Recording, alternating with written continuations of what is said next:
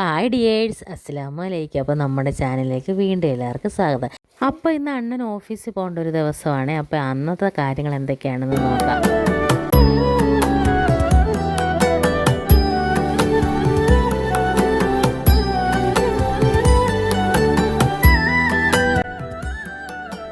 രാവിലെ തന്നെ എഴുന്നേറ്റ് അരിയെല്ലാം അടുപ്പിട്ടിട്ട് കുറച്ച് നേരം മുറ്റത്തോട്ടൊക്കെ ഇങ്ങനെ നോക്കി നിൽക്കുമ്പോൾ ഒരു പോസിറ്റീവ് എനർജിയാണ്.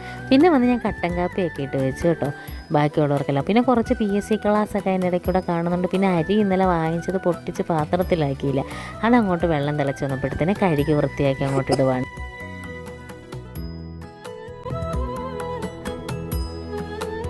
പിന്നെ നമ്മളാണെങ്കിൽ ഇഡ്ഡലിയാണ് ഉണ്ടാക്കാൻ പോകുന്നത്. അപ്പോൾ അതിന് സാമ്പാറിനുള്ള എല്ലാം കൂടെ അരിയാനായിട്ട് എടുത്തങ്ങ് വെച്ചു കേട്ടോ.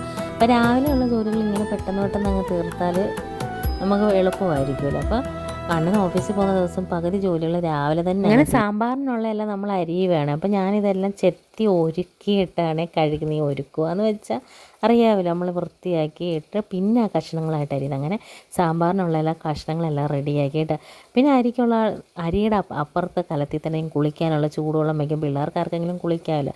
പിന്നെ മുട്ട പുഴുങ്ങാനിട്ടിട്ടുണ്ട് പിള്ളേർ സെറ്റിനല്ല. പിന്നെ നമ്മൾ ആദ്യം പരിപ്പാണെങ്കിൽ തുമരപ്പരിപ്പാണെങ്കിൽ കുക്കറിൽ ഇട്ട് നല്ല 2 വിസിലടിച്ച് വേവിച്ചിട്ടേ ഞാൻ ബാക്കി കഷ്ണങ്ങൾ എടുത്തുള്ളൂ. അപ്പോഴത്തേനും നമ്മുടെ ദോശമാവ് ഇഡ്ഡലിമാവ് നല്ല പൊളിച്ച് പാത്രത്തിൽ നിന്ന് തുളുമ്പ് വന്നിട്ടുണ്ട് കേട്ടോ. അതിൻ്റെ ഇടയ്ക്കിടത്തേക്ക് ആരോ എഴുന്നേറ്റപ്പം കട്ടൻ കാപ്പി കൊടുത്ത് ആർക്കായിരുന്നു? അണ്ണനായിരുന്നു കേട്ടോ. അതിൻ്റെ ഇടയിൽ ഞാൻ കഴിഞ്ഞ ദിവസം എനിക്ക് ഫ്ലിപ്കാർട്ടിൽ നിന്ന് ഞാൻ ഓർഡർ ചെയ്തൊരു സാധനം വന്നത്, ഫ്ലിപ്കാർട്ടില്ല മീഷോയിൽ നിന്ന്, ഈ ഫ്രിഡ്ജിലൊക്കെ സാധനങ്ങൾ വെക്കുന്നത് കേട്ടോ. ഇതെനിക്ക് ഭയങ്കര ഉപകാരമായിരുന്നു. കാരണം ഫ്രിഡ്ജിനകത്ത് ഇപ്പോൾ ഒത്തിരി സ്ഥലം തോന്നുന്നുണ്ട്. അപ്പോൾ ഇന്ന് ആബിദിന് ക്രിക്കറ്റ് കോച്ചിങ് ഉള്ള ദിവസമാണ്. അപ്പോൾ 7:15 ആയിട്ടുണ്ടായിരുന്നു. അപ്പോഴത്തേനും അവന് 7:30 തുടങ്ങും കേട്ടോ. അപ്പോൾ ഇന്ന് അണ്ണൻ രാവിലെ കൊണ്ടുവിടാനായിട്ട് പോകാൻ, അപ്പോൾ ഞാൻ ഗേറ്റ് തുറന്നു കൊടുക്കാൻ വേണ്ടി അവിടെ പോയി നിന്നിട്ട് കുറച്ച് വീഡിയോ ഒക്കെ അവിടെ എടുത്തതാണ്. അപ്പോൾ അവർ പോകാനായിട്ട് അവിടെ റെഡി ആവുന്നുള്ള ആബിദിൻ്റെ ഷൂ കെട്ടിക്കൊടുത്തുകൊണ്ടിരിക്കുകയാണ്. അണ്ണനാണ് ഇന്ന് കൊണ്ടുവിടാൻ പോകുന്നത്. അത് കഴിഞ്ഞിട്ട് ഞാൻ പിന്നെ അടുക്കളയിൽ നമ്മുടെ ആ പാത്രങ്ങളുണ്ടല്ലോ, കിച്ചൺ കണ്ടെയ്നേഴ്സ്, അതിനകത്തെല്ലാം വെജിറ്റബിൾസ് എല്ലാം ഓർഗനൈസ് ചെയ്ത് വെച്ച് അപ്പോഴത്തേന് നമ്മുടെ തുമരപ്പരിപ്പ് വെന്ത് റെഡിയായിട്ട് വന്നിട്ടുണ്ടായിരുന്നു. അതിനകത്തോട്ട് വെജിറ്റബിൾസ് എല്ലാം ഇട്ട് പിന്നെ മുളക് പൊടിയും മല്ലിപ്പൊടിയും അങ്ങനെ ഇട്ടാണ് ഞാൻ സാമ്പാർ വയ്ക്കുന്നത്. വേറെ മൂപ്പിച്ചിടത്തില്ല കേട്ടോ. പിന്നെ ചായ ഇട്ട് എല്ലാവർക്കും അങ്ങോട്ട് കൊടുക്കും.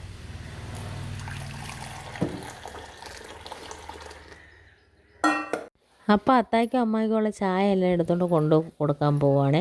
അപ്പോൾ എന്നിട്ട് ഞാൻ പിന്നെ കുറച്ച് ലഞ്ച് ബോക്സിനാണ്, ഞാൻ ഓഫീസിൽ കൊണ്ടുപോകാനുള്ള ലഞ്ച് ബോക്സിന് വേണ്ടി കിഴങ്ങ് തോരൻ വയ്ക്കാമെന്ന് വിചാരിച്ചത്. വേറൊന്നും തോരൻ വയ്ക്കാനില്ലായിരുന്നു കേട്ടോ.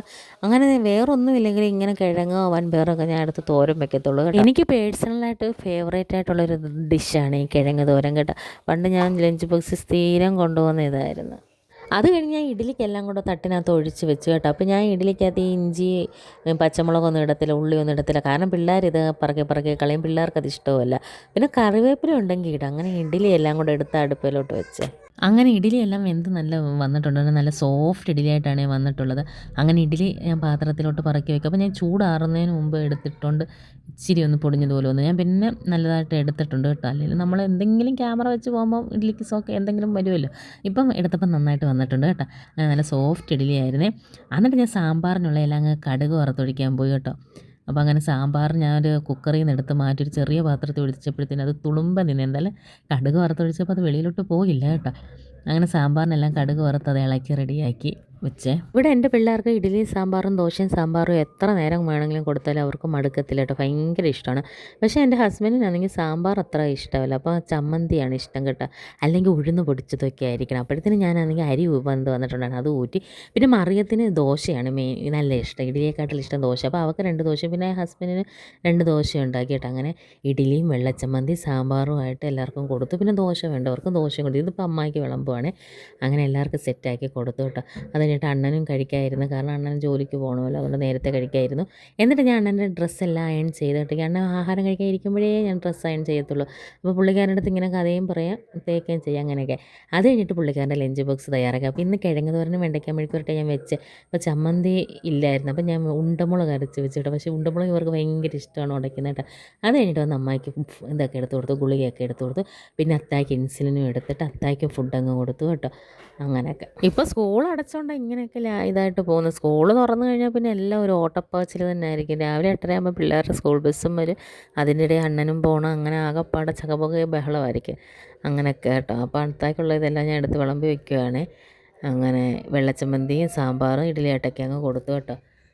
അത് കഴിഞ്ഞിട്ട് അണ്ണൻ്റെ ലഞ്ച് ബോക്സ് എല്ലാം എടുത്ത് ബാഗിൽ വെച്ചിട്ട് അണ്ണൻ പോവുകയാണ്.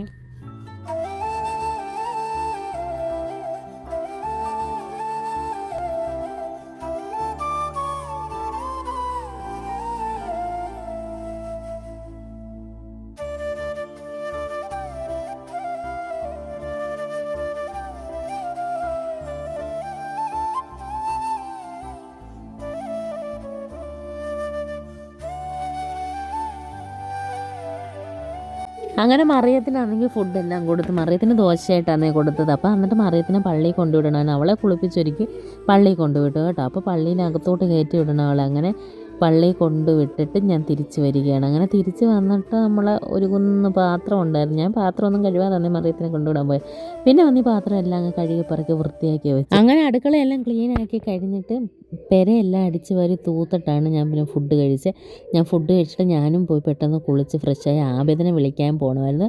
പിന്നെ 1-2 കടകളിൽ പോകണമായിരുന്നു പത്തനാപുരത്ത്. അങ്ങനെ അതിനായിട്ട് ഞാൻ ഇറങ്ങുവാണ്. അങ്ങനെ ആദ്യം തന്നെ നമ്മൾ പോയത് മെഡിക്കൽ സ്റ്റോറിലോട്ടാണ്. അമ്മയുടെ അത്യാവശ്യം കുറച്ച് ഗുളികകളൊക്കെ ഡെയിലി മേടിക്കേണ്ടതൊക്കെ മേടിക്കണമായിരുന്നു കേട്ടോ. അപ്പം ഗുളിക 2-3 ദിവസം കൂടുമ്പോൾ നമ്മൾ മേടിക്കും കേട്ടോ. അങ്ങനെ പത്തനാപുരത്ത് വന്ന് അത് വാങ്ങിക്കാൻ നിൽക്കുവാണ്. അത് കഴിഞ്ഞിട്ട് ഇതെല്ലാം മേടിച്ച് കഴിഞ്ഞിട്ട് ആബിദിനെ പോയി വിളിച്ചിട്ട് നേരെ അങ്ങ് വീട്ടിൽ പോകാമെന്നാണ് വിചാരിക്കുന്നത്.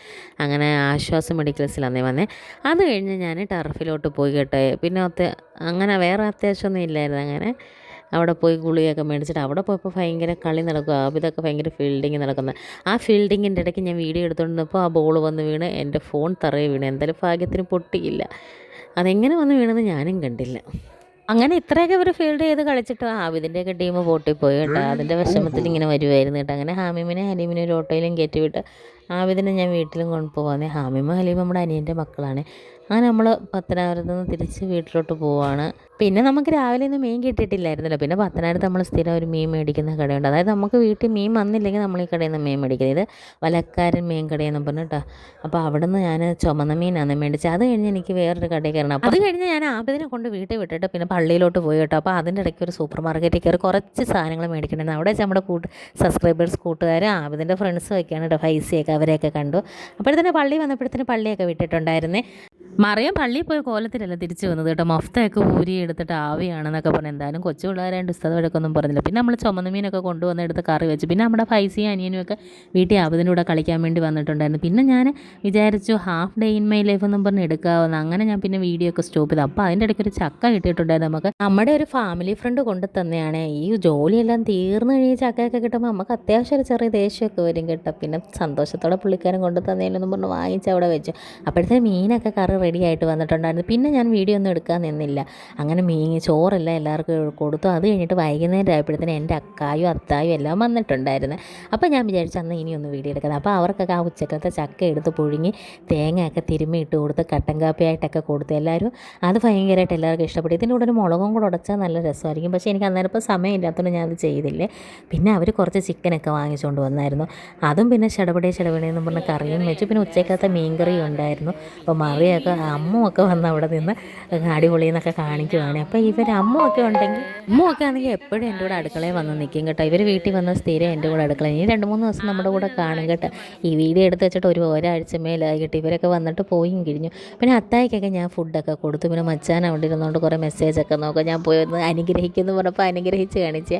അങ്ങനെ ഐശു അമ്മ അങ്ങനെ അവരൊക്കെ എന്തൊക്കെയോ വീഡിയോ ഒക്കെ എടുത്ത് അങ്ങനെ ആബിദ് കളിക്കുന്നു. അങ്ങനെയൊക്കെ രസകരമായിട്ടൊക്കെ അങ്ങനെ പോയി. മറിയത്തിന് ഇപ്പോൾ വെക്കേഷൻ ആയാലും ഗ്രൂപ്പിൽ കുറേ ആക്ടിവിറ്റീസൊക്കെ അവർ ഇട്ട് തരും കേട്ടോ. അപ്പോൾ അതൊക്കെ ചെയ്ത് കൊടുക്കണം.